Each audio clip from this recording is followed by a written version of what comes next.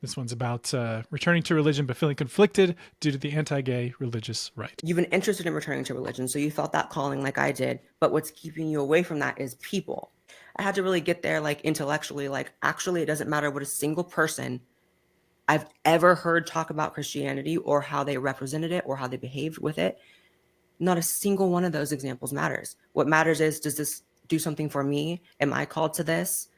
Is God real or is he not? No major notes there. I think that's a fair assessment and an important distinction that anyone needs to make on that journey. It's unfortunate because Christians in the church should represent Christ to you and should bear witness to him in a way that is genuinely faithful. But there's also just the reality that we're fallen humans, have human nature, and despite our best intentions, like no one's perfect, no church is perfect, no pastor is perfect, and you will be let down, you will be hurt by people in the church, by people using Christ's name, and that sucks. And like we said before, those who teach will be judged more strictly. I think there's greater accountability for people who bear Christ's name and especially who teach in Christ's name. But at the end of the day, if you are somebody who is in pursuit of ultimate truth and ultimate reality, then misrepresentations of ultimate reality ultimately can't be an obstacle to you, like, or you shouldn't allow them to be.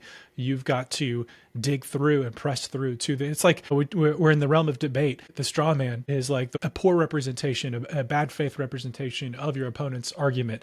And it's like, okay, if you feel good and you can rest your head at night thinking that you can dismiss Christianity on the basis of a straw man version of it that's been represented to you by people who are misusing Christ's name or by misrepresenting it and not actually representing Christ himself, then so be it. But if you're truly honest with yourself, and if you truly in your heart of hearts, like, okay, have I dismissed this thing entirely after having exhaustively researched why it's had such impact, why it's turned the world upside down, why it brought down the Roman Empire, why it's informed the basis of Western civilization, why so many people by the billions find something here? Have I really contended with this to its greatest representation and found it wanting? Or have I simply dismiss it on the basis of straw men? So I like this from Blair, honestly, and I think that's a good answer. And it's honestly, that attitude reflects why he's making this video and in this headspace in the first place, because he's willing to entertain that, like, okay, a bad Christian or a bad representation of Christ doesn't necessarily invalidate all of Christianity.